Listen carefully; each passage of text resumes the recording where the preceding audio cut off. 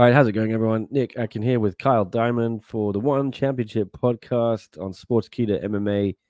Sorry, I'm a bit late.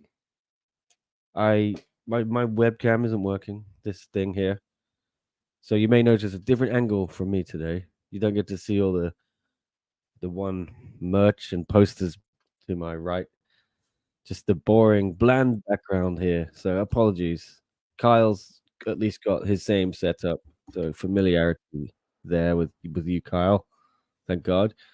But yeah, we're here to talk about a lot of stuff that's just happened. A lot of news been breaking, Carl, hasn't it? It's just suddenly got a bit busy in the last couple of hours or so. Yeah. I mean, it makes a change for it to be on a Monday instead of a Wednesday. So here I am. Yeah, Here we are. it's always Wednesday, isn't it? Yeah, when everything happens. But well, of course, gonna break down Saturday's card, One Fight Night 24, which was eventful to say the least, and then yeah, some big news dropped. I mean, I was on the I think I just got off the airplane, and then I saw Nongo had been confirmed for Friday Fights 81 tent pole against Cameron Nabati, which I did have a feeling that was the fight that was going to be announced. Denice Zamboanga as well against Alyona Rassohyna, which I think this fight was confirmed during the show. Well, I don't even know because I'm not watching the broadcast, and also the other fight on that October card is Reggie and Ursel against Alexei Nicholas rematch. So we'll talk about those. And then what else happened? I swear there's some more. Yes. So there's apparently Soldic. Roberto Soldic has a fight as well. That is going to be discussed. And the main thing, I think, yeah, we might talk about this. Well, it comes as no surprise, Kyle, but Stamp Fairtex officially off 168 in Denver. How you must be shocked, right? Shocked. Well, I feel like we were kind of waiting for this to just be an official thing. It did like I didn't tweet about this at the time because I didn't watch the One Fight Night 24 broadcast live. I caught up with it the next morning, and they flashed up a graphic of the event, just to say get tickets, stuff like that. And then I noticed that Stamp wasn't on there, so I was like, oh, okay, I guess that's the official announcement then, that the Stamp isn't a part of it. And then obviously we get the actual fight card rundown graphic. So yeah, I'm not surprised. Like we went through this card last week and were both like, yeah, this is it. This is the card. So yeah, official confirmation, but it's not like, I mean, yeah, it wasn't much of a surprise in the end. Yes, I mean, I know that this fight has been off. We've known since May, really, because when you tear your meniscus and you have surgery on it, there's no way you're gonna fight, 3-4 months later. So I don't know why they kept Stamp on the promotional materials. Well, I do know why. Yeah, they probably wanted to move more tickets, but I think they perhaps should have removed Stamp versus Zhongjing from that poster a while ago. But better late than never. Here we are, officially dropping the full fight card graphic 1 month out. So no Stamp versus Zhongjing for the strawweight MMA title. It is now officially Haggerty and Supalek in your main event for bantamweight Muay Thai belt. Cade and Mikey will be the co-main. So no shocks, Kyle. Were you hoping perhaps we did discuss last week? Yes, or the week before. We were hoping for maybe someone sneaking on that card like Rod Tang, but it looks like it hasn't happened. Well, it hasn't happened. Yes, this is the full lineup now. Yeah, it seemed like,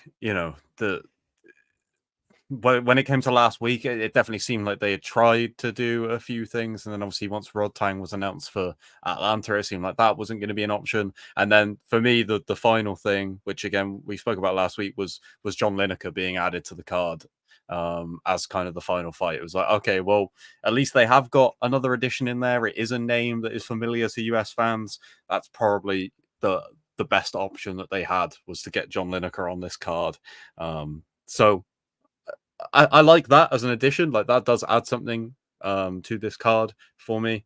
I would have hoped to have seen something big, but as we've said many times, they got a pretty busy run, and with this Atlanta card just stacking up constantly, I was maybe optimistic, but I would say, if you'd asked me to place a bet on whether there would have been another big fight added, I would have said no. And the John Lineker announcement, I think, kind of sealed that.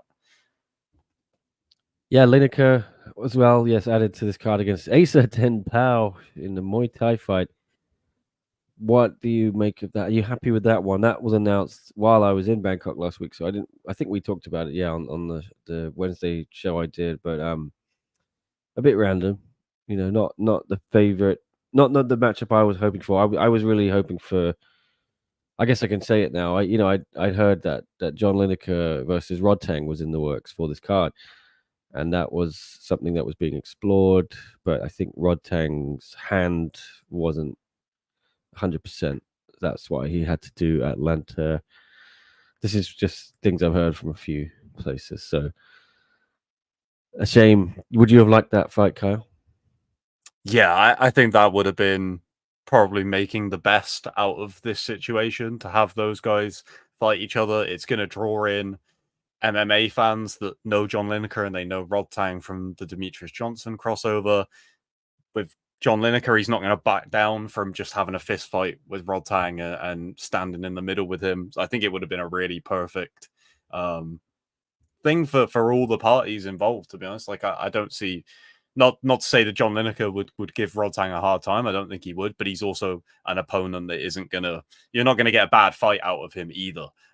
So I think everyone would have been happy. It would have felt a little bit like, okay, they've tried to pull something together here.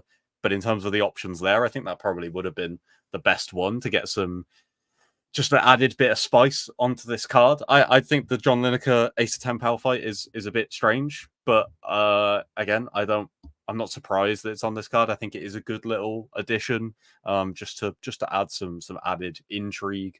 And like I said, John Lineker is a guy that US fans will know. And they're looking through this card and they see, wait, John Lineker is fighting in Muay Thai. Maybe I'll check that out. So I think it's a good little addition.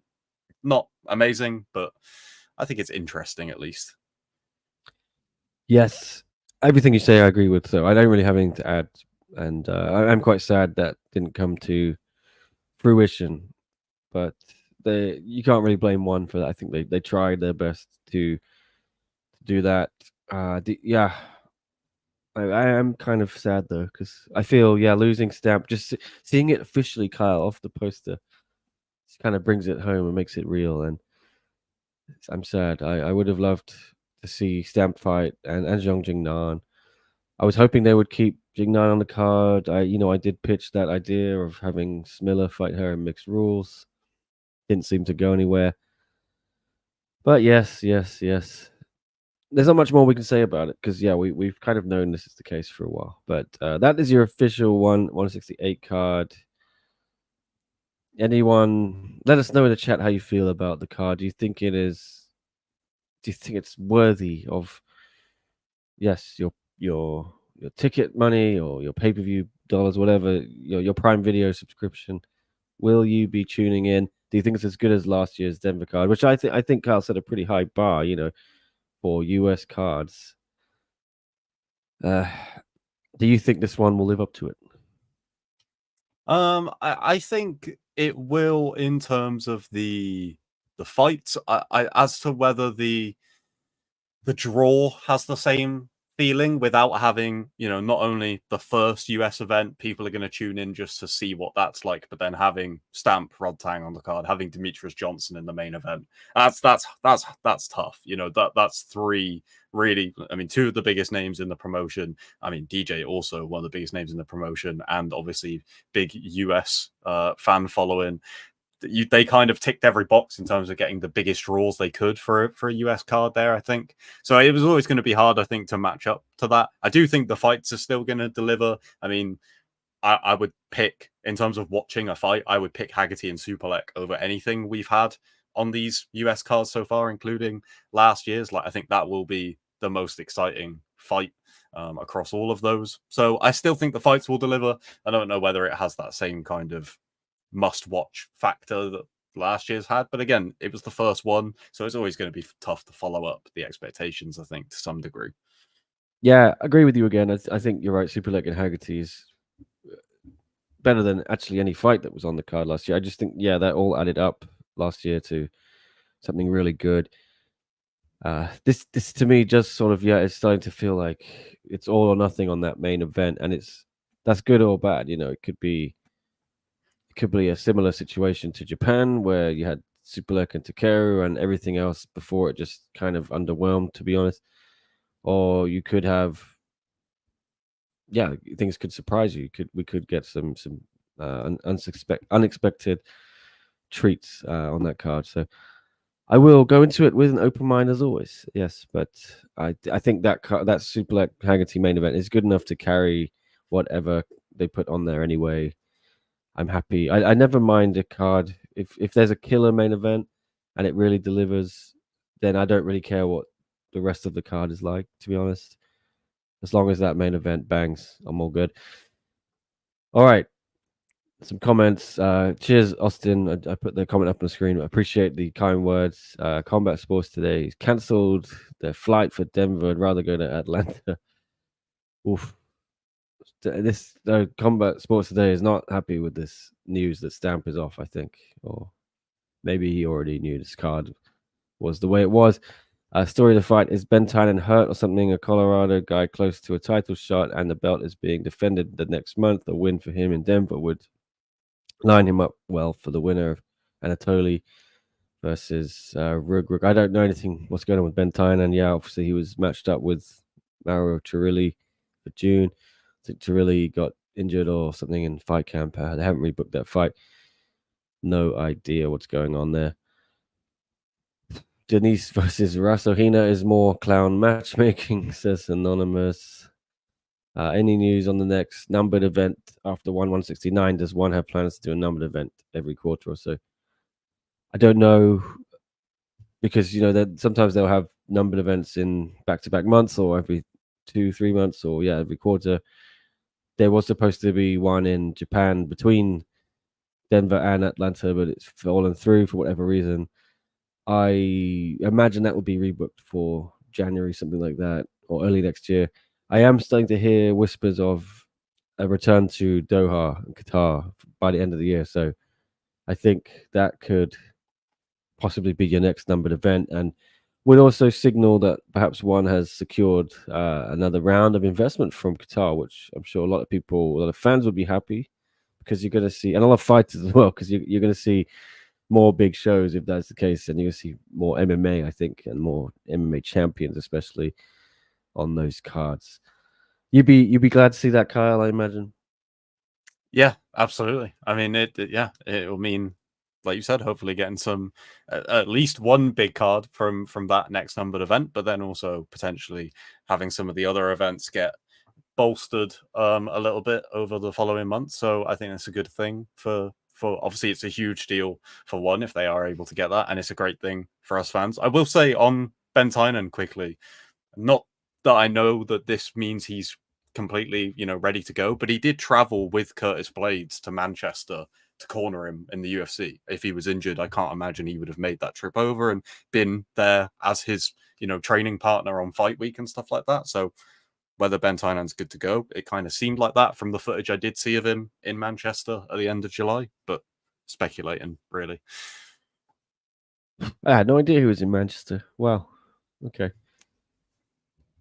Well, he's hard to miss. I mean, he's a big dude, and the hair, you can't mistake him for anyone else. I watched the fight. I just wasn't paying attention to the walkouts or the corners. Yeah, the fight didn't go very long. Perhaps if they had a second round, I may have seen him or something on camera. But yeah, it lasted about a minute, didn't it? Very good performance by Tommy Aspinall. Anyway, well, the next big thing, yes, to talk about is, I'll get to Soldic in a bit. Sorry, guys, that kind of caught me off guard right before we went live, but wanted to discuss the Denice Zamboanga interim title fight, which was announced. Again, I'm not on the ball, Kyle. I didn't even know this fight had been announced during the show last Saturday. So I imagine it's been up for a couple of days. And I see on the website they've already got the poster, snazzy looking poster there. Reggie Russell and Alexei Nicholas rematch for the lightweight kickboxing belt as well. Denice versus Alyona Rassohyna. Right. I have to get into this because, I'm surprised. I had heard about this fight a while ago, at least a few weeks ago. I was pretty shocked then. And I'm just seeing it now. I'm sure you have the same caveats, Kyle. The main thing people are saying is, well, one, Rassohyna has not fought. Every week we do the rankings, and I always say, why is Rassohyna still in the top 5? You're right. Not that I don't like her and I don't rate her as a fighter, and I don't think she's really good. It's just she hasn't fought for 3 years. And then you might say, oh, but she's given birth, she's had a kid, she shouldn't lose her spot. It's like, fine, but I think there are fighters who have been active in those 3 years. She's been gone above her, and she's won. I believe she's 1-1 in one championship, and those fights are both with Stamp Fairtex. So that the last time she fought was 3 years ago, and it was a loss. I do not think you should get a title shot off that record. I really don't. I'm just double checking her entire record in one championship. Yes, she's fought twice in one, and it was against Stamp Fairtex both times. And she lost the most recent one. It was in September 2021. So by the time that was the atomweight Grand Prix, by the time she fights Denice, it will have been 3 years. That is my main gripe, Kyle. So I'll let you address it before I bring up my other gripes. What do you make of that? Well, again, I didn't watch the One Fight Night 24 broadcast live, so by the time that I saw the graphic come up on screen, I was like, oh, I must have missed this on Twitter or something. The graphic, I was fast forwarding through some, in between fights at the time. It kind of flew by, and I was like, who was that? Denice against who? Like, I had to Google it to double check because I was like, maybe I didn't see that right or something. I kind of skipped through it or whatever. I don't get it. I feel like this is a fight that they could have done on short notice for Denice back at 1167 when Stamp pulled out, and you would have been like, okay, well, she hasn't fought in 3 years, but okay, it's short notice and stuff. But to then do this for the interim title, it seems I'm not necessarily against the idea of giving Denice an interim title shot because she has had to wait and she does deserve to fight Stamp, and Stamp is going to have so many options when she does return. So at least this gives Denice something for missing out on that fight. But to have it against someone who hasn't fought in the division in 3 years, and when she did lost her last fight, admittedly 2 fights against Stamp, but regardless, like you said, 1-1. And it's not like we're in a position with the atomweight division where there's been nobody being active to this point. So we have to go back through the line of contenders. I mean, off the top of my head, Chihiro Sawada is sitting right there and is unbeaten in one championship. So I don't understand this one. I don't know what the reasoning is. I don't know if there is a good reason for this fight over another option. Yes, you make great points, and so does Anonymous. I was about to bring this up in the, but Anonymous in the chat points out, yes, Hamza, he beat Rassohyna. I think it was in Road FC right before they joined one. So Hamza, he has 2 wins over Denice Zamboanga and 1 over Rassohyna, albeit in a different promotion. How could she not be in this title fight?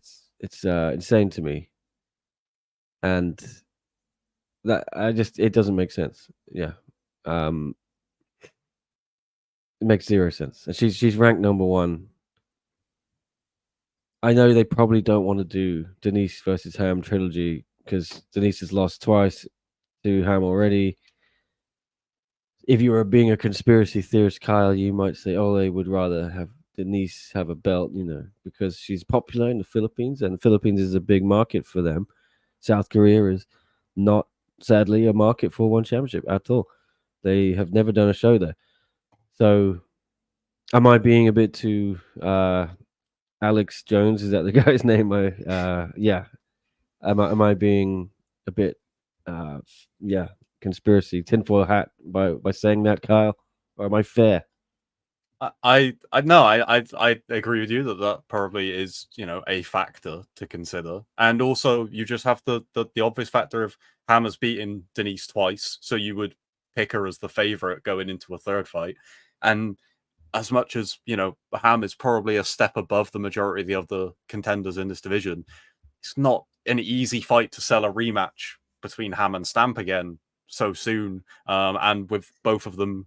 Well, I mean, Stamp, obviously, the injury has kept her out and stuff like that. But for Denice to just come back, win the interim title, and then go straight back in against Stamp, that's not, you know, a super appealing fight for one right now. I imagine Denice versus Stamp, you would imagine, is higher on their list of preferred fights. So I think there probably is something to do with that. Like you said, if you were going to go through who is the most legitimate to put into this interim title fight, then Ham would be the first name you put in, probably, you know, over Denice because she has the wins over her already. So there has to be something going on to some degree, whether it's a conspiracy or whether it's something else. Flaming Mo, what's up? Says, "Hi guys, I just joined the stream. Stamp Zhong being offers brand new information to me. Yes, tongue in cheek, I'm sure. I wasn't. Yeah, I think everyone's known this fight's off, Carl. It's just, you know, it's officially off. I still think that's news because I was I was just waiting to see one confirm it, and the longer it went on, the more you thought, oh my god, they're actually going to try and wheel Stamp out the, to Denver. What was I going to say? So yeah, my girl Ham, she's not happy, Carl. I can tell you that. She's been messaging me today. We've been having a little chat. I won't reveal what she said there, but she did comment publicly on my post, which I want to thank Alyona Rassohyna for sharing that. But again, I'm not saying I don't rate her as a fighter. I think she's very good, and she very close to actually beating Stamp a second time in that second fight. It was very close, I think, until that third round. But yes, Ham is not happy. You can see her comments. No way, this is a fake champion. She's unhappy. I'll try not to give away too much, but yeah, she sort of intimated to me she feels she should be getting this title, interim title, but she says she's also happy to fight anyone. She wouldn't pick any opponent. I suggested to her Chihiro Sawada. She's happy with that. So some people also think that would be a better interim fight, or Denice versus Chihiro. You also said it. So yeah, it's a shame. I don't know. And you've got Ham, Kyle. She's kind of in the twilight of her career, right? She's, I believe, 35 plus. So you wouldn't want to keep her sitting out for a while. It's already been nearly a year since she fought. She is 37. Sorry. So I don't think we're going to see her hang around much longer, right? I would use her while I still have her. I think. Would you agree? Yeah, absolutely. I mean, if she wants to fight anyone they put in front of her, then I think that pushing for a fight with Chihiro would be a good shout. Kind of like what we spoke about with before Nico got the fight against Simon Pet, and we were saying that, you know, if Jonathan Haggerty's busy doing other things, go fight the top person and prove that, you know, that they're the person, you're the person that they should be fighting. So I'd be excited to see that one if that's what gets made. I think that a lot of people would want to see that one because, like you said, I think people would probably, that was rather the interim title fight than the one that we've got. Even if I'm sure a lot of people are behind Denice and want to see her get that Stamp fight eventually, because I do want to see that. And like you said, I don't discredit this fight itself, like the matchup. It's just not the right time for it, especially when the interim title is attached. Well, yeah. Either way, it is what it is. Well, I don't know. I don't have much else to say. Sorry, Carl. I'm tongue tied. But we do know the main event as well for this card. The rematch. Not much else to say about that. It's pretty straightforward, and I don't know if you were with me on that live show we did when we had Regian on, but he told us yes, October is the date, and it's happened. Yeah, so no surprises there, right? Yeah, I'd forgotten the exact kind of time frame that he'd given us. But yeah, he spelled it out perfectly at the time. So I wasn't surprised when the graphic came up, and I was like, oh, okay, that's the next one. Cool. I'm excited to see that one. It was the co-main event where I was like, did I just see that right? But the as for the main event, it was always going to be one of these final cards of the year, and I'm excited to watch it again. So that one is like the complete opposite. That's like the safest booking possible. A rematch that makes total sense. Should be a great fight. Excited to see it. Yeah, it's you look at this and you see one fight there which makes total sense, booking wise, and then one which is just a bit out of left field.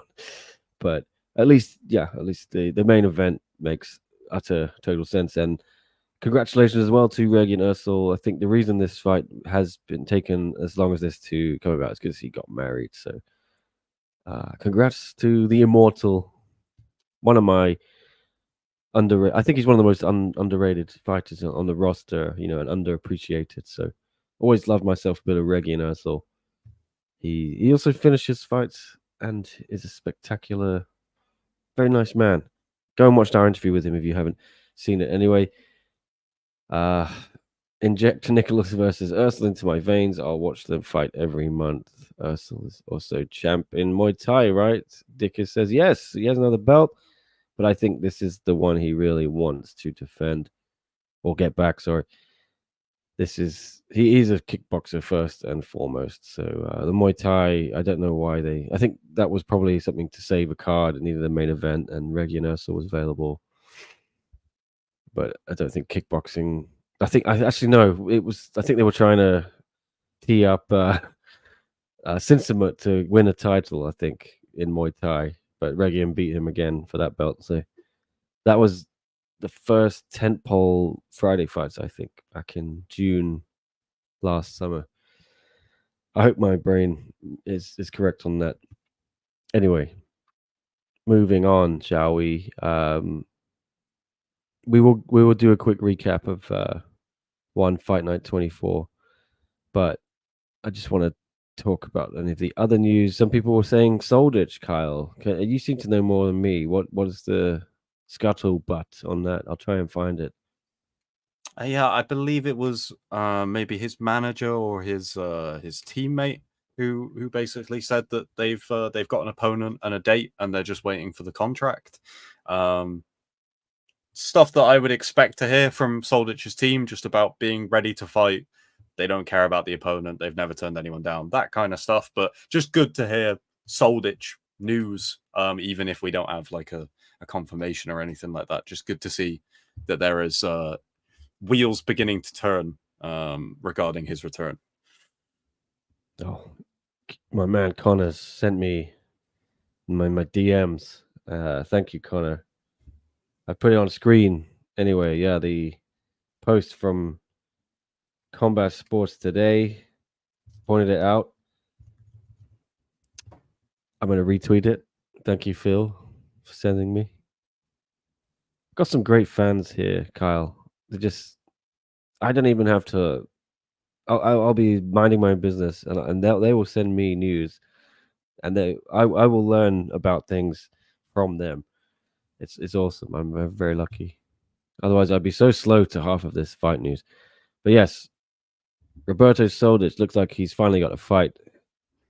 Ivan Dajakovic confirms RoboCop has an opponent and date, just waiting for the fight contract via Soldic MMA's Instagram. Here's the post.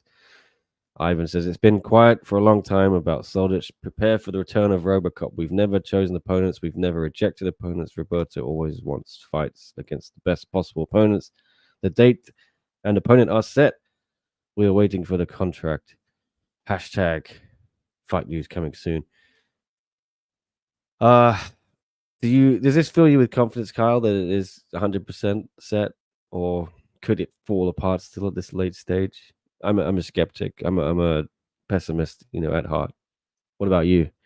I think being a fight fan, you have to be somewhat, right, because how many times do you see things and then they don't end up happening? So yeah, I'm still, it's kind of, I approach this the same way I approach a lot of sports news, whether it's fight announcements, whether it's football transfers, until I see something concrete that a contract has been signed, then we can start getting excited. Like I said, I'm just happy to see that there's something is happening with Soldic's team. At least they seem confident that the return is going to happen soon. So at least, you know, I will take that. It's much better than hearing nothing. But at the same time, I'm not gonna, you know, start getting fully ready into Soldic fight mode. I'll give it a little bit longer.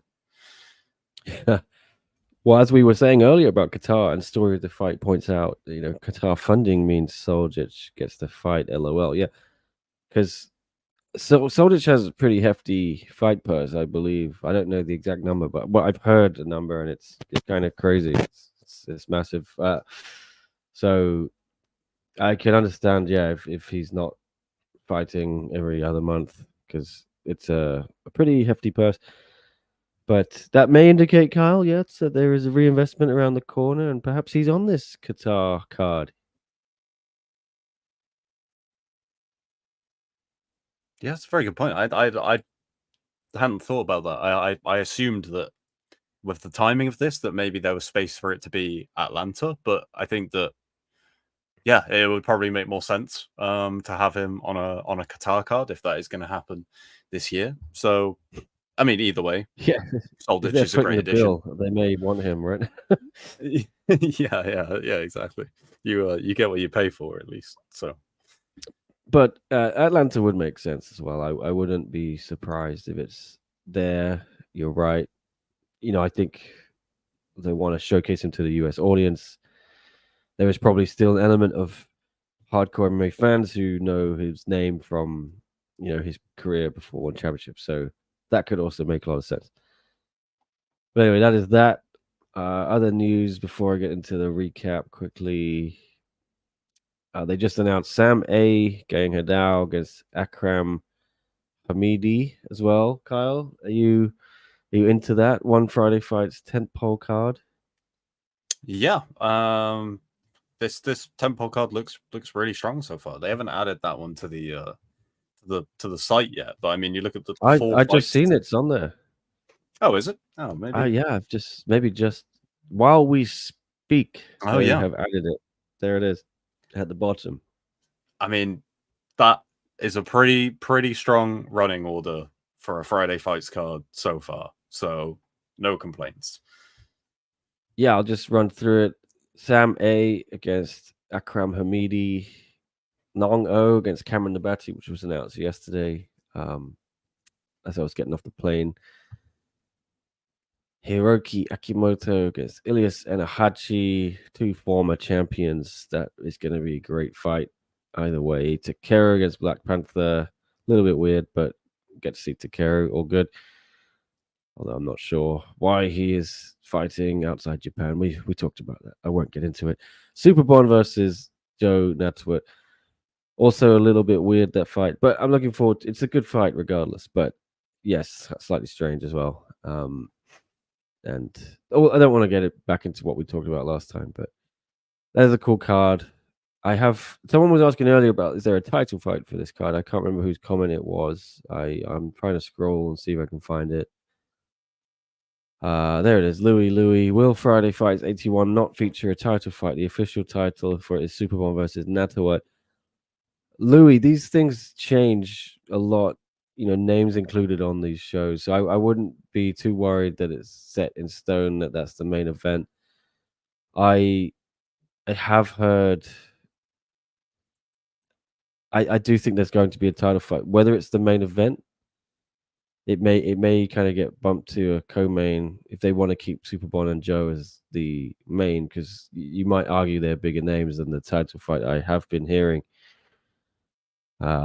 I'm hearing Pet Gigi is going to be on this card, you know. So I don't know the opponent though officially.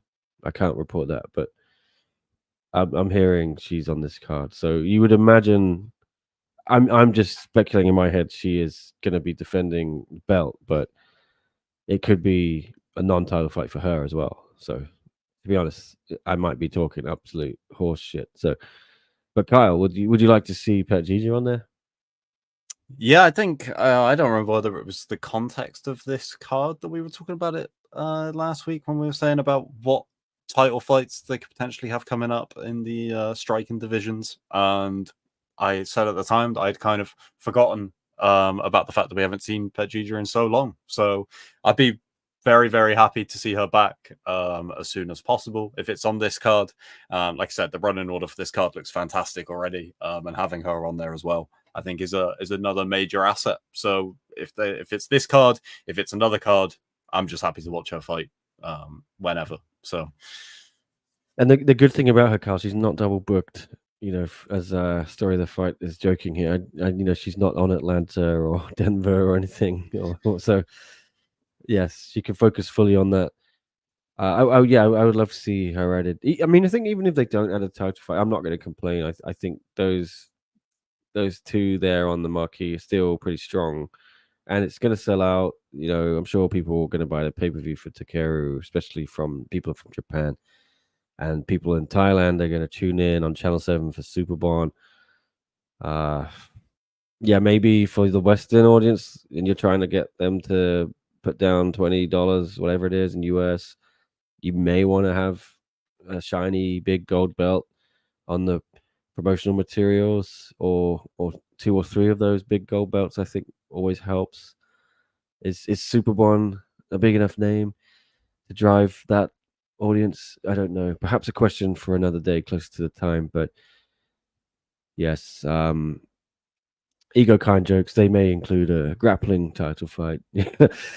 I'd be very surprised if there was submission grappling on a tentpole card for Friday fights. But Sam Cat says, what do you think Takeru about Takeru versus Black Panther? Good matchup. Kyle, why don't you take that?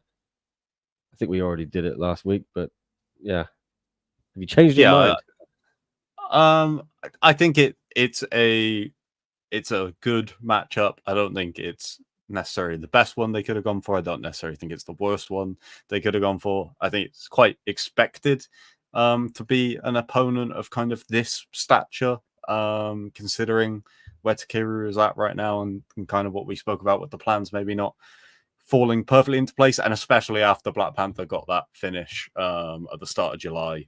I feel like that teed him up for an opportunity like this. So I don't expect Takeru to have a particularly tough time, but I'm not surprised that it's Black Panther either. Yeah.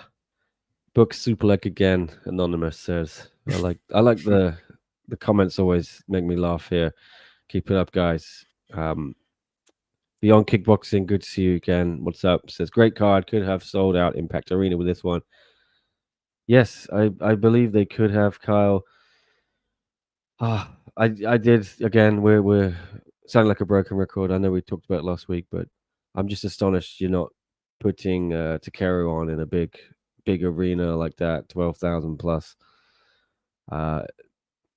It's and Superbon as well could sell tickets. Astonishing.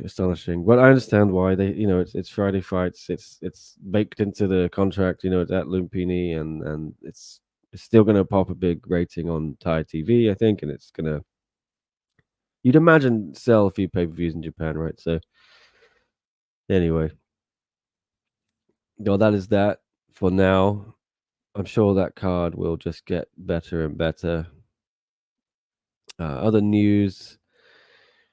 I wanted to do a rundown, yes, of Friday Fights 24. I think we are now at the right time to do that. There's no other news to talk about. So let's do it, Kyle. Are you ready? Quickly. Won't take too long. Yeah. One Fight Night 24. What did you think of the show overall, first of all? Yeah, I thought it kind of lived up to my expectations in that some fights, there were a couple of fights on there that were a little bit, they slowed it down a little bit maybe, but overall got some really fun fights, got some great finishes.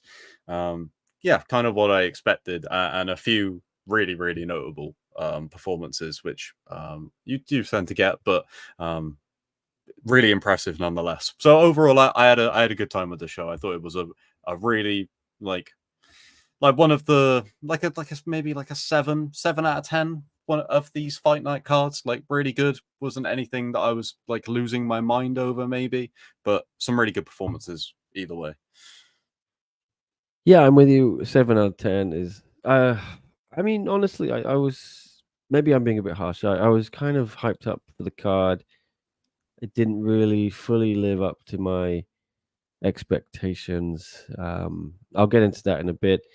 Sorry, there's just some questions in the chat. I'll answer quickly.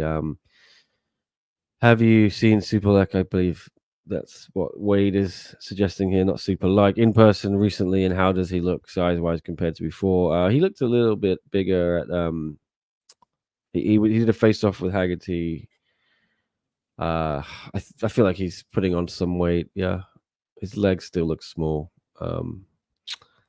I see he was there on Friday as well. So there are pictures about if you want to dig a bit deeper, Wade, you can perhaps find a picture of Supalek from one of the Thai media who was there at Lumpini on Friday. I'll see if I can find one for you.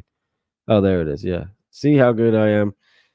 Found it immediately. I'm gonna share it on screen for you because I'm good like that. If you don't follow Tong as well, please do. Tong Tanchanok is awesome. She does a lot of like interviews with Thai fighters and things for one, and she's also going out with Rambulek. Yeah, nice power couple there. But she's lovely as well. Really like her. But this is her page. They're super like I don't know if you can tell how fat he is or thin or big, small, whatever you want to say. Looks like his face is a little. I don't want to say puffier, Kyle, given, glasses, what's it called? Stones, don't throw stones, glass houses. My chin isn't chiseled in any way, but what do you think? Superlex looking a little bigger, you know? I was surprised when they did the face off with him and Haggerty that I didn't really. I maybe expected there to be a little bit more of a difference in the size. So I don't know how much he's been Super putting on. thick. Yeah. That's a great comment. Yeah, I was a little bit surprised actually how I didn't really notice a huge size difference, and I thought that there would be a pretty notable one. So we'll see, I guess, because he's got another month. But yeah, I thought that if he's going to go up in weight, then he looks fine to be able to do it. To me, it just looks like he's stopped dieting. Like he doesn't have to cut anything out anymore, and he's just training his normal routine, but he doesn't have to restrict himself to stay in shape in case he gets the call to fight at flyweight. I don't think we're going to see him have any problems making the bantamweight limit, but I don't think he'll be cutting weight, down to bantamweight like Haggerty's going to be doing. So this is the key, isn't it, Kyle, on the fight? It's going to probably be a big size discrepancy between these two, right? Yeah, I mean, I think this was the big thing when we were all confused about him being booked, him being double booked. It's not necessarily obviously the fight against Contorni. It is a tough fight to some degree. Obviously, Superlek is phenomenal, so I think most people expected him to come through. But the bigger thing for me when that fight was booked is surely Superlek would want as much time as possible to put on some weight so that he does cut a little bit, maybe, just so that he isn't, like you said, just basically not cutting and he's able to put on a little bit of size, maybe. So it could be a factor. Like it really could be. I feel like Superlek is so good that if there is a bit of a difference, it might not make an impact. But if like you said, if there's a notable size difference between him and Haggerty, especially power difference, then that could be. I think if you're going to pick Haggerty, that's why you're picking him, really. Yeah, and Flaming Mo points out Haggerty is one of the smaller bantamweights. He's weighed in under the bantamweight limit the last few fights, so not much of a size difference. Yeah, I mean he's not Nico Carrillo or Nabil, but he's pretty big. Muscly dude, pretty jacked compared to what he looked like at flyweight. Anyway, other couple quick questions. Then we'll get into our recap. Sorry. Any idea when the December fight night will be? Louis asks. It is on December 6th or 7th, something like that. yeah, 7th in Asia time, 6th US. No date announced yet. I mean, so no venue or location. Could be Qatar, as we were saying earlier. Who knows? Could be Singapore. If you, I feel like Louis lives in Singapore. He really wants them to come back there. Right. Let's do this recap. Got sidetracked on a super leg tangent there. Right. We both enjoyed the show, but we have caveats, I'm sure. Anyway, main event: Jared Brooks defeated Gustavo Balart with a first round rear naked choke to win the interim strawweight MMA title. Kyle, I wasn't really expecting much from this fight. I think Jared did his best to talk it up and sell it as, this was a threat to him. Gustavo was legit, and don't get me wrong, Gustavo has had some good wins in one championship and is on a win streak. But for me, there was never any doubt in my mind Jared was going to get the win, and I'm sure you were the same, right? Yeah, I was interested to see how Gustavo did in terms of the grappling, just because when you look at his pedigree, I know that we're going back over a decade for when he represented Cuba at the Olympics, but interesting to see maybe if he can stop takedowns from Jared, if that makes the fight more competitive. And in the end, Jared didn't even have to use his striking because his takedowns were so good. And then obviously once he got the back, it was pretty much a wrap from that point on. Even if it took him a few attempts to get that rear naked choke. Getting under that chin of Gustavo Balart is no easy task. So yeah, I was actually impressed. Has a neck. Yeah. Yeah, his build is a really tough thing to get around when you have his back. Yeah, I was impressed because I did think that maybe this could get interesting if Gustavo's wrestling is able to kind of counter Jared's, but it just wasn't. It wasn't competitive in the end. But yeah, fair play to Jared. Well, Jared said fair play to Gustavo because Gustavo put me on my back for the first time in my career. But then I was talking to Jared after the fight, and he said I let him take my back because, I let him put me on my back because I knew he's going to tire himself out, and I was happy to do that. And then I knew he thought he was going to go to the second round, and he thought Gustavo would be tired, and then Jared would, and he eventually got it in the first round. So if that was Jared's plan, it was perfect. But yes, not a huge surprise. Jared Brooks, interim champ, called for Joshua Pascio, Demetrius Johnson, and in our interview backstage, I suggested, what if one championship signs Muhammad Mokaev? Would you fight him? And he said, absolutely. I know one interested in Mokaev, but I don't know what's going to happen there. And Jared would fight him even if it's flyweight, in one championship. So, I've lost my mic. Am I back? All right. I think it's on. Yep. Yeah, it sounds fine. Technical difficulties everywhere here, guys. It's so hot in Hong Kong. It's literally, I think it's melted my webcam, and it's messing with my wires now. It's brutally hot, Kyle. It's like that UK heat wave you were having last week. With even with aircon, it feels stuffy. Anyway, where was I? Yeah, Jared. What do you think's next for him then, Kyle? Realistically,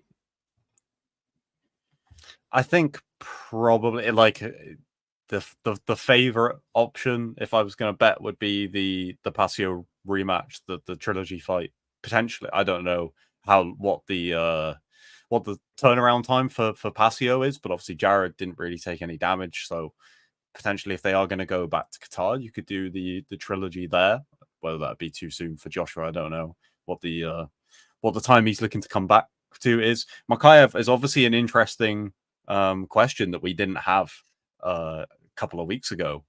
You would imagine that he would obviously bring in a lot of attention. Also is going to have a big following if he goes and fights in somewhere like Qatar. So it could be a really, really interesting thing if that ends up happening. Like, sort of, obviously it's a developing situation. It kind of seems like there aren't a whole lot of options right now for Muhammad Mokaev, which is kind of crazy considering how talented he is. But I think Jared should keep pushing for it because I think that if it happens, it would be massive for him. get that fight. I still think the Pasio trilogy is probably the most likely to happen, just because I'm not totally convinced that Makayev will sign to one, but I think it would be huge if it does happen. So I think Jared did a great job of talking about that as a possibility. The whole interview, by the way, with Jared, I mean, he's always on top form, but he was on particularly top form even for Jared. Yeah. Well, after that stopped rolling, we were shooting the shit for another half hour, I think, at the hotel just outside. He's an interesting guy, yeah, and he's rattling off a lot of names, even when the cameras aren't rolling, and I think he knows, and I would suggest that Pasio isn't going to be healthy and fit anytime soon. It could be another year until that fight gets made, because what is it, ACL surgery, at least 9 months, right? And then you got to line it up. So I think Jared wants to do some stuff in between that, whatever it is. Yeah, whether it's going up to flyweight and challenging Demetrius Johnson is obviously his dream, or just taking any flyweight fight, he would do that, or defending his interim title. I wouldn't be against that if they want him to do that. But has anyone defended their interim belt in one? I think Aspinall just did it in UFC, right? But is it very common? I'm trying to rack my brain, Kyle. Maybe you know off the top of your head. There's a few UFC ones, but you have to go back a long time. Like we're talking like Henan Barral defending his title over 10 years ago. So yeah, not a very common thing at all. I don't know. There's never been one in one, right? I don't. Even the UFC, there's only a couple of examples. So yeah, I think it's obviously the nature of an interim belt is just to set up a unification fight when the divisional champ is healthy or ready. So I think Jared's realistically going to have to defend his belt unless he's going to wait for Pasio next summer or something like that. Maybe the earliest they could do that would be March or whatever, but that's still too long for Jared. Anyway, fingers crossed for him. I hope they don't sit him out too long. Daniel Kelly and Mercer Bastos. Bastos with a bit of a shock there to many people. Won the atomweight submission grappling belt. I'm sure everyone here in the chat was thrilled. Did you enjoy this one, Kyle? It was quite exciting, in the Limpini, the crowd were into it. Bastos did, yeah, was pretty impressive. There seemed to be a lot of people saying that she was the favorite for this one, and the odds were not really reflecting that. But given her achievements, she on paper was the favorite, and she seemed to prove it. Yeah, very, very impressive, huh? Yeah, I remember talking about it last week, and you said about Daniel Kelly being the favorite, and I was like, that's crazy to me. Like, not because I don't rate Daniel Kelly, because I do, but Mesa Bastos has beaten like pretty much everyone in her division and has been on like a crazy streak of, I can't remember how many wins to like one loss she's had in the last few years and stuff. Like, it's crazy. So I thought that it was I mean, it's tough to say it was an engaging contest, because I get that submission grappling isn't for a lot of people. I found it interesting, at least in Daniel Kelly being aggressive, but Bastos also being aggressive in trying to look for the legs. Like, I thought it was at least an interesting back and forth at some points. And Bastos gets the win. So it's kind of like the first of the original one submission grappling stars to suffer a defeat. Obviously, you've still got Kay, Ty, and Mikey all in possession of their belts, and then Kelly getting a loss, which again I don't think was too surprising considering Bastos's pedigree. This was a very, very competitive one. But yeah, just interesting. I don't know what they do from here, because it, in the same way as Kay, Ty, and Mikey, it's almost like challengers come to them. Because there isn't really a division and stuff. So I don't know what happens now. I don't know whether they start finding new contenders for Bastos, whether they just do a rematch. I don't know. Well, Anonymous, not happy with Daniel Kelly, says Kelly is such a sore loser. She expected to slap Bastos around a few times, look aggressive, avoid grappling, then get gifted another decision like usual. Yeah, it was I was still shocked when Bastos did get the decision, just because like we said, that the one has their 4 superstar grappling champions, and I felt it would be nigh on impossible to see them lose unless they had their arm ripped off or something. But the judges did the thing, and some people are unhappy with the judging. I put the scorecards out on my Instagram. I don't really understand them at all, but it seems to be based more on like catch, whatever that. It's like the submission attempts, and then aggression is the next thing. And from where I was sitting, I was admittedly not a brilliant view, because the most of the exciting stuff that happened in the match happened. There was like a ring post in front of me and a cameraman, but I could see legs and limbs flailing. It looked like Bastos was had a heel hook in or something like that, and then there was one submission attempt right at the end, which seemed to seal the deal for her. I think Danielle Kelly could have no complaints, and I don't think she did really. I haven't seen it anyway. Kelly will bounce back. She's one of the best, says Wade. Yes. Nick, do you post more news on Instagram or X? Probably X, but I'm trying to post more stuff on Instagram now. Go follow me if you haven't. I'm nearly at 7,000 followers, which is pretty cool.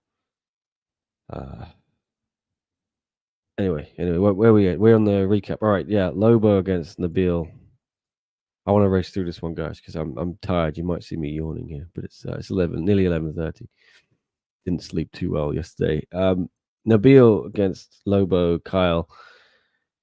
I posted on Twitter X that Lobo fought smart, but there's nothing he could do. He couldn't get close to Nabil. Nabil just used his range. And Nabil also fought very smart. And it looks like this is how he's gonna beat guys, isn't it? If he can't knock them out, he can use those luffy limbs, those gangly arms and legs to keep people away from him, and it could be damn effective, couldn't it, Kyle? Yeah, I mean, it's if when you have that kind of reach and you're effective at using it, it really is such a big problem. And it was the whole story of this fight. Nabil is, I haven't seen people label him as a hype bully, but if that was a thing that people use, then he's one hell of a hype bully, because the guy just does not let you get close. And I thought this fight would be really interesting if Felipe Lobo could close that distance, but it was just never really a conversation. It was like Nabil wouldn't even entertain the idea. So very, very impressive win, and it's going to be a nightmare for people to deal with. Yeah, I did an interview with him afterwards, and he said he's not going to rush anything. He doesn't want to call out Haggerty now, but he knows there's 4 big guys ahead of him: Nico, Haggerty, Nongo, and Superlick now. So he said, though, he wants to take his time, get more experience. So I think he's got his number 3 spot now, but I think he'll defend his ranking, Kyle, and fight. I think this is great. He's only 20 years old, so no rush. And who knows? He may actually go up to featherweight before he even gets the title shot. Anyway, so who knows? He also said yes, he wants to end up at lightweight eventually. But big guy and very nice guy, and he will go far for sure. A lot of people are saying that in the comments. Wade says he could potentially be a multiple division champ. I agree. It's just, if anyone can close that distance with power, someone like Nico Carrillo, who isn't too short either himself, has Nabil got a chin? Can he take the body shots? We saw him crumble against Superlek. Dropped like a bag of bones there, but he is obviously a bit tougher bantamweight, it seems. Okay. Wade says Nabil did a good job with elbows and knees when it came up close. Vegan Crane says, ask Chachi to fix women's MMA. I'll just text him now, Vegan. Nabil seems to have a great head on his shoulders. Yeah. He does. Yeah. He's so young, Kyle, isn't he? But he seems to have so much wisdom. And I think Medis are 2 at Venom. training camp. Well, I mean, I don't think I know Mehdi's taking a. He's sort of like his second father. You know what I mean? He's looking after him perfectly, and I think when you see him, Kyle, do you feel like he seems older than 20 and wiser? Yeah, massively. I mean, if you look at the, from when he came in against Superlek to where he's at now in, just over a year, the fact that he's like, I'm going to take things patiently. I don't want to, I'm not after a title. I don't want to be, one of the youngest champions. I don't want to go straight after this Superlek revenge. Like to think of where he might be in a year or two, and to not jeopardize that by jumping in at the deep end or anything like that. Yeah, it's gonna be really, really exciting to watch him over the next few years. Because like you said, he is already mature. But once he, it's scary to think what he might be capable of in a couple of years, and I don't see there being a world where he doesn't reach that potential, because like you said, seems to have a great head on his shoulders at 20, which is insane. Yeah, 20 years old, and I think one about to strap the rocket to him and push him to the moon. He will be a big star in one championship, and we've discussed it already. Yeah, very good English as well, an English speaking Thai who looks like that and fights like that. You got to think, yeah, possibly could become a big name for them, not just in Thailand, but in the West. I would be shocked if they don't try and get him on a US card next year. Right. Nakro did one like good fight again. They had a brilliant fight before on Lumpini, and this one was also entertaining. It was equal, even going into the third round, and then yeah, dead one like I don't. I'm afraid to show the highlights because I keep getting copyright strikes and things, Kyle. But I will describe what happened. Dead Wang like seemed to start dancing. He was doing a little jig, and then threw his leg out. The crow caught it, and then just walloped him, and then stung him. And Dead Wang like then kind of ran away, got knocked down against the ropes, and that was all she wrote. 10-8 round. So frustrating. I'm sure he's regretting those dance moves, right? Yeah, yeah, you'd imagine so. It was a fun fight. It was, yeah, a little bit strange that was kind of how it ended up being decided, but this one was super fun, just like their last fight. So I wasn't too wasn't too bothered by it, but yeah, it was a little bit strange. It was like, okay, that's how this one gets decided, I guess.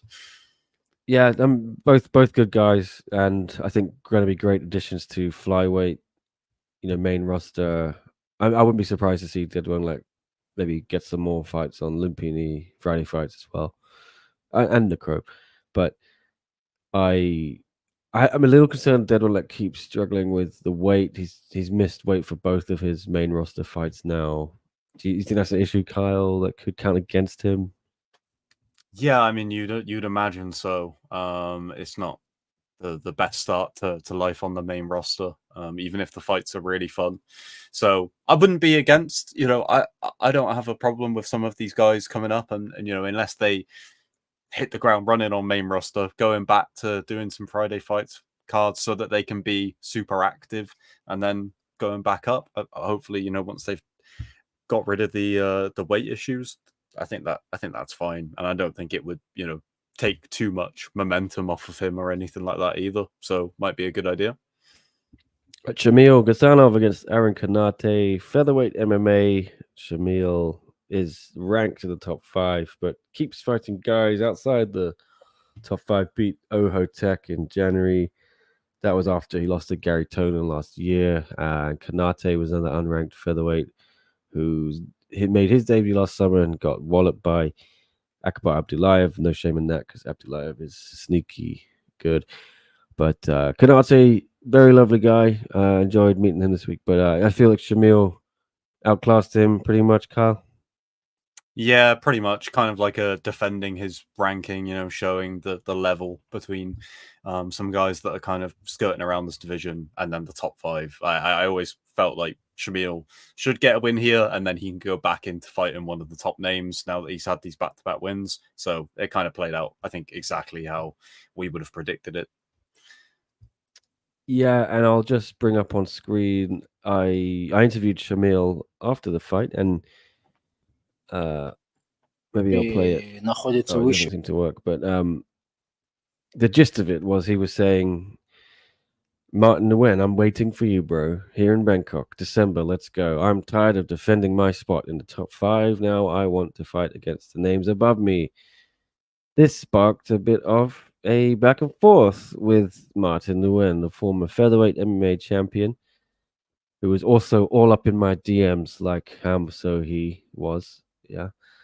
But I'll show what Martin said publicly here. He says, "I want earlier than Bangkok, December. See you in Atlanta, bro." And he tagged Chatri, the CEO. Shamil responded in kind, "If you can't fight in Atlanta, I'll be waiting for you in Bangkok." Martin wrote again, "No, bro. I want to fight you in Atlanta in a cage. No disrespect, just unfinished business. Let's see if they can make that happen." And then this is the best comment. Shamil says, "No problem, bro. I dream of getting back into the cage. Let's see if they can get me a visa." It's some of the best trash talk I've ever heard. Like, I'm gonna kick your ass if I can get a visa.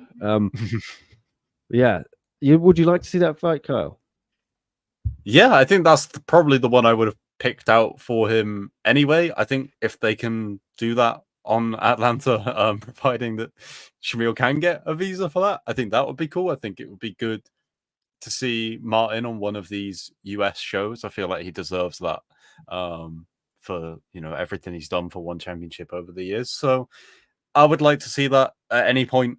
If it's on Atlanta, even better. But either way, I think that should be next for both of those guys anyway, considering where they're at. Yeah, I think Martin he's desperate, to fight in a cage. I think he feels he's got no chance against some of these Russian wrestlers, in the ring. And I would, yeah, I feel bad. I don't like MMA in the ring anyway. I think let's make MMA great again in One Championship. Let's get him in the cage. So let's do that. I'm up for that fight. I think it makes sense in the division where Shamil is, where Martin is, and I think you've got Tang Kai probably going to fight with Gary Tonin next, and then I think they are trying to match up. I've heard Tanli and Akbar Abdullayev, so that makes sense. It's one of the better divisions for one in MMA, I believe, with clear pathways for everyone and a stacked roster. So I like it. Dimitri Kovtun against Ferrari Fairtex. Debut win for Kovtun. Ferrari kind of blew it, didn't he, Kyle? He was doing well. Then he got Dimitri got a yellow card, I believe, or if the Ferrari got knocked down in the third round, and then someone got a yellow card. Was it Ferrari? I'm trying to use my. It might have been Ferrari. Sorry, it was a long morning. So he just started chasing the fight like a madman after the knockdown, and he to be fair, he looked amazing for that minute and a half or whatever right at the end of the fight where he was chasing. I wish we'd see this urgency from him before, Kyle. Though I know that's his style, though, is the Muay Thai just to kind of react and play like gets warmed up slowly like Shadow, but you don't have time to get warmed up slowly and against, especially against these crazy Russian dudes who just come out swinging, looking for that big hit that if it doesn't knock you out, it's going to get you a knockdown. It's going to get you a 10-8, which is essentially going to probably win you the fight. But what do you think? Yeah, it's interesting with the one scoring system, how those fights play out, like you say, because when you have someone like Dimitri who is just gonna try and land, if he lands one big shot, then like you said, he probably is gonna win the fight against someone who fights like Ferrari, unless he's more urgent from the very start. And when this was added to the card and we spoke about the whole switch around that happened, it was like, oh, Ferrari fighting another European. He fought one too many Europeans in a row, I guess. He found the one that can land that one big shot and then wins the fight because of it. So yeah, it was a bit of a strange one, I think. And yeah, I'm sure Ferrari will be disappointed. But like you said, I think this is kind of his style, and I get that. But also, if you're fighting in one championship, you might have to adjust to some degree, especially against opponents like Dimitri. Yeah, I don't think Ferrari is very suited to one championship's rule set or the 4 ounce gloves. He got his contract. He looked good on Lumpini, but then 2 losses back to back to Asa Tenpao and Faria and Minapur. Then he went and kind of rebuilt himself on Lumpini again, 4 wins in a row. I was expecting a lot here, and he was doing really well. So I hope he don't take it to heart. Regroup, come back. I would have liked to maybe do that Lobo fight. Yeah, him and Lobo both lost, so that makes sense to rebook that one. But yeah, if Ferrari loses again to Lobo, I just would really question what he can really do in one championship, and perhaps he would be better served in another promotion with bigger gloves, more traditional style, rule set, everything like that. But anyway, don't want to harp on about it too much.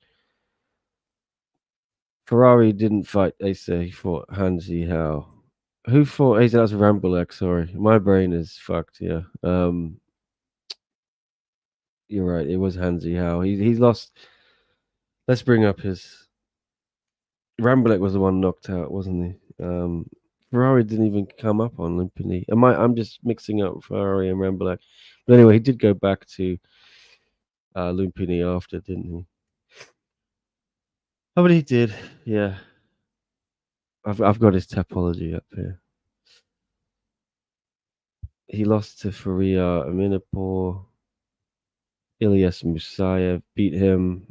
Kirill Komotov. Anyway, thanks for checking me, Wade. But yes, Ferrari. Yeah, let's see what he can do now. He had 4 wins in a row. He debuted. That's right. 1-1-6-1 against Hansi Hao. Beat him. Then 2 back-to-back losses. It was the Fabio race, sorry, and Faria in Minapur.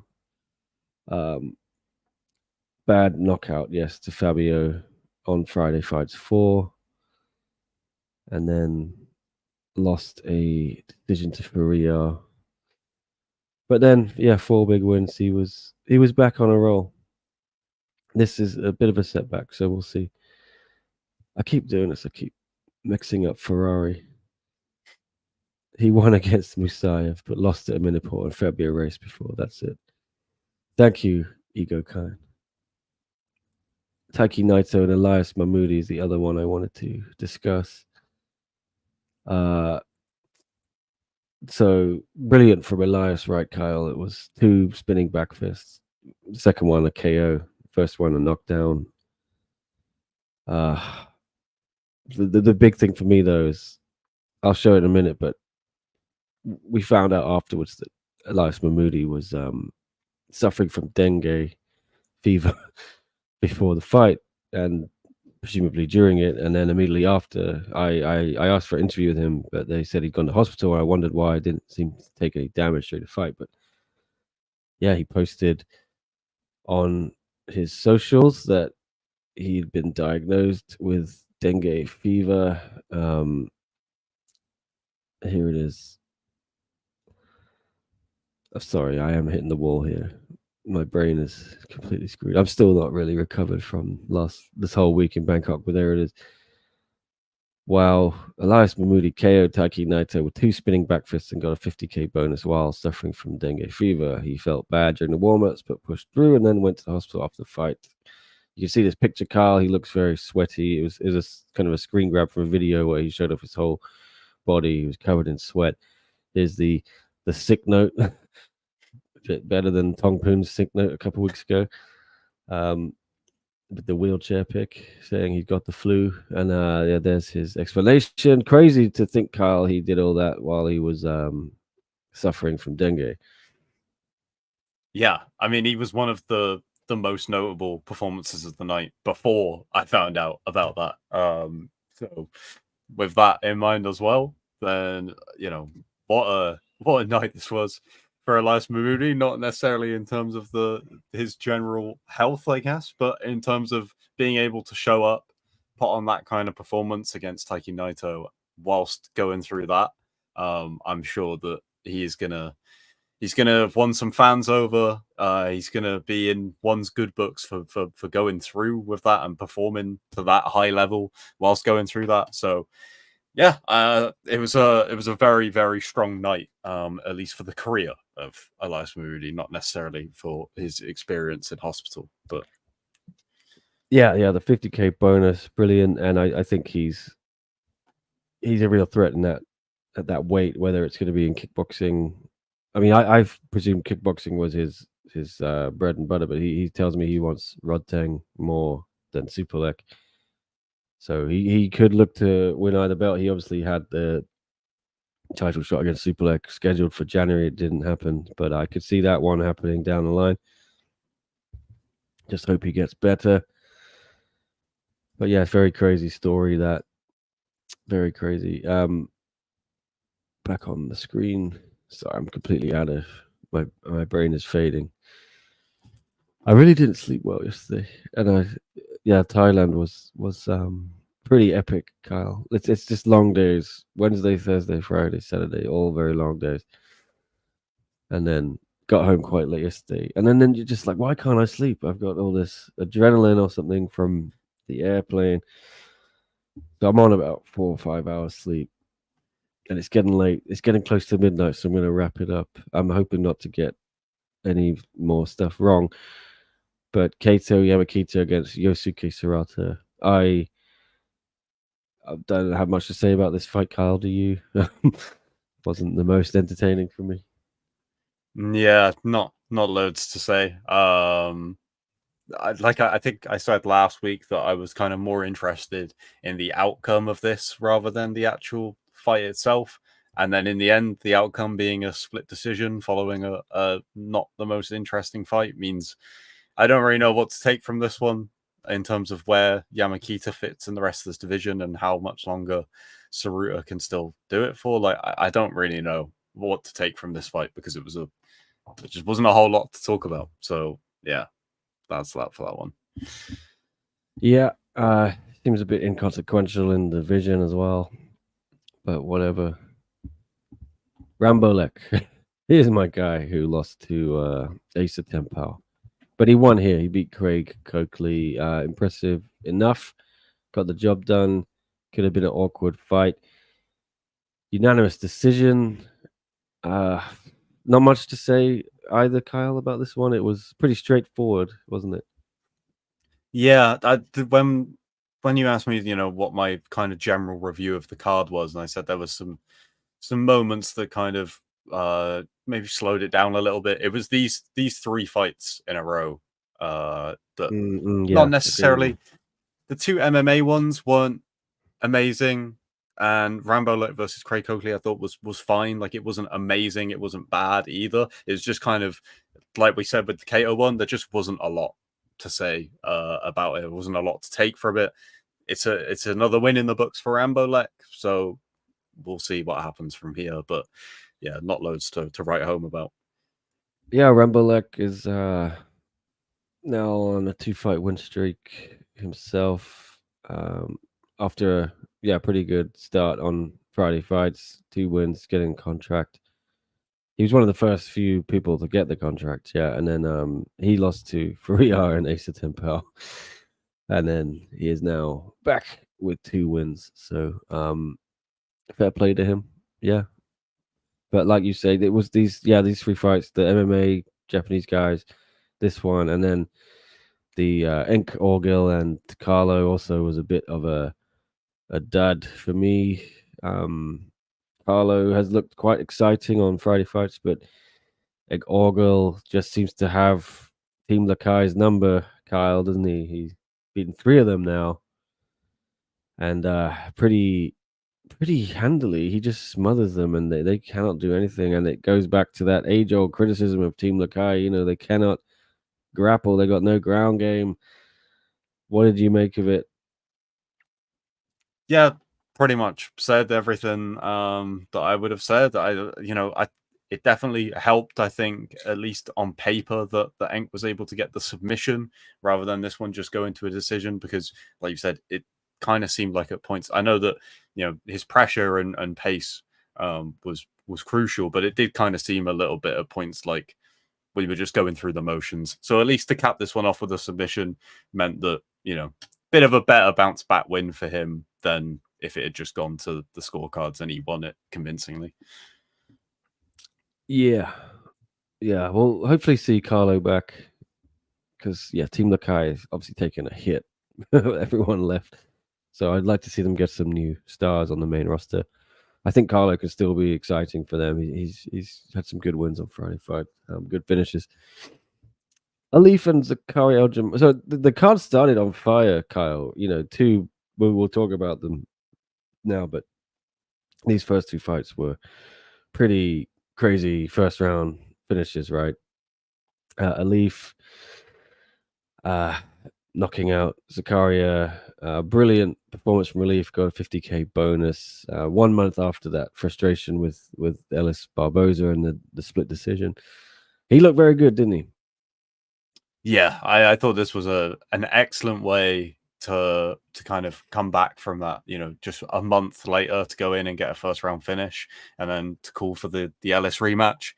Couldn't really ask for a better performance to then call for that rematch off the back of. So yeah, like I said earlier with Mahmoudi, just a great night for Relief. Everything seemed to go his way on that night. Yeah. And I spoke to him after the fight. He really wants Elias Barboza, so that makes sense to you, Carl?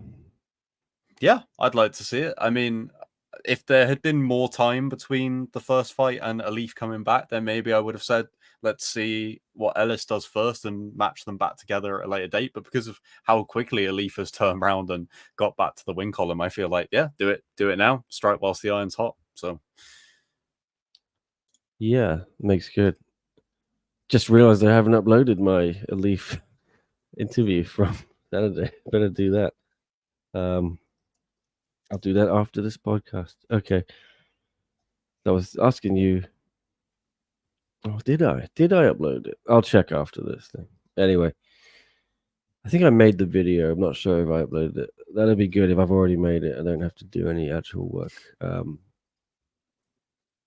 all over the place, Kyle. Just all over the place. These 1 fight weeks are rough. I can't see it. I don't think I did it. Damn it. I did not do it. Okay, brilliant. Anyway, let's finish this card. One more fight, and then I can crawl off to bed. Yu Yaopui against Amy Pirnie. Wow. Yes, what a way to start the card. The left hook, one hitter quitter.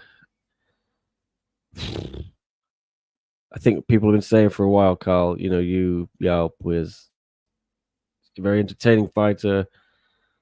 She's risking. She's a lot. You know, she's going to walk onto something eventually, and here it was. Yeah, it was.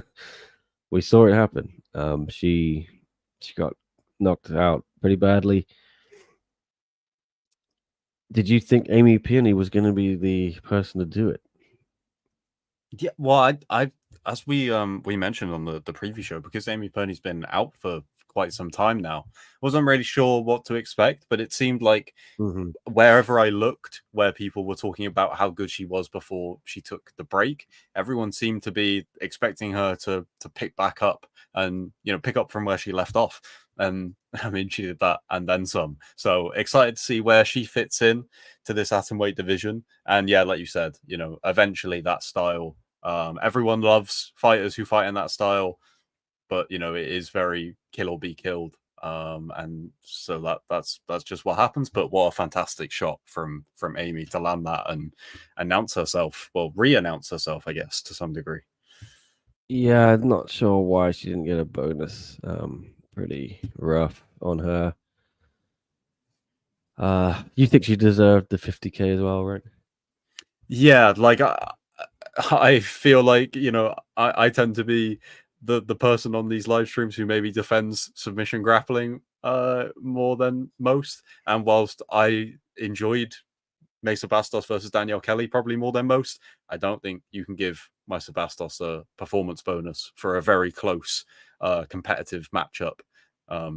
Just because it's high level. Like, I get, you want to reward people for being in competitive, elite level matchups, which this was, but to not give Amy Pirnie a bonus for that, especially kicking off the card, people are going to be scrolling through social media and see that and go, I need to put this one championship card on. That is incredibly deserving of a bonus. Incredibly. Yes, not sure why it didn't happen. I'm sure people in the chat feel the same. Why didn't Amy get a bonus? Yes, there's Wade from that KO over you. I noticed he never gives lesser known women bonuses. She didn't even get interviewed. I think, she was just the victim of being the first fight on the card, and I just imagine, they haven't been too. What's the word? They're being a bit frugal lately with the bonuses, shall I say? Not giving a ton of them out, and maybe they wanted to hedge their bets. Would you, if you only can give a few bonuses out, and you throw one out on the first fight of the card, you might kind of miss something later. I think that's a bad excuse if that is what it is. And if so, they should retroactively give Amy one because Yu has beaten everyone up they put in front of her. And it was a great win by Amy, and the video went crazy on social media. I think it's got like over 1 million views, so well worth 50K. Probably, I would say Amy should have 50,000, but that's just me. But it was a great way to start the card, and yes, apart from that lull, Kyle, these 3 fights kind of sucked the life out of it a little bit. I think it then picked up again with Mahmoudi. Dimitri and Ferrari was fun. Shamil and Aaron was not great. But it picked up again towards the end with the Muay Thai. Grappling is the grappling. If you like it, you like it. If you don't, you're probably just gonna go make yourself a snack or go to the concession stand or something if you're at the arena. And the main event was what it was. So decent show. I think you gave it 7 out of 10. I'd give it like a 7, probably a 2. I think solid show, enjoyable watch. But I have to say, I was maybe expecting a little bit more. I thought it could be a sleeper card, maybe an 8 or a 9. I think it suffered from maybe having 1 or 2 many fights. There was quite a lot of fights. There were 12, and I think last time I had 10, and recently they've been having 10 on these Fight Night Prime Video cards. So perhaps it was very quick, the pace as well, and it was like boom, boom, boom. There wasn't much of a break. But anyway, that's all in the past. Next up is Denver, 168. But I'll have to leave it there, guys. I'm pretty shattered still, and it's catching up to me now. So, Kyle, final words from you. Just the usual stuff, I guess. Just normal week for me. I'll give a shout out to Phil from Combat Sports today, because when you announced this stream, he did tag me underneath it and kind of threw up the Wednesday gang bat signal. And we'd already set up that we were going to do this, so but I appreciate regardless. Sure, we'll be back soon. Yeah, thanks, Phil. Combat Sports Today. Everyone, like and subscribe them on all the platforms. They are across Facebook, YouTube. I'm not sure they have a YouTube actually, but they have an Instagram and Twitter. Yeah, that's it from me. I'll try and come back at you on Wednesday. I'll see if Kyle's interested in another sesh, but we'll see what news breaks, I guess, Kyle, right? Who knows? Knowing one championship, there'll be some madness. that happens. There always is. All right. Thanks everyone for tuning in and commenting, liking, subscribing. Please do all that stuff if you haven't already. And we'll see you on Wednesday, I think. Yeah, that's the plan. But things change sometimes. Maybe it's Tuesday. But it will definitely be one more this week. Anyway, thank you everyone. See you next time. All right. Yes. Oh, I haven't ended it yet.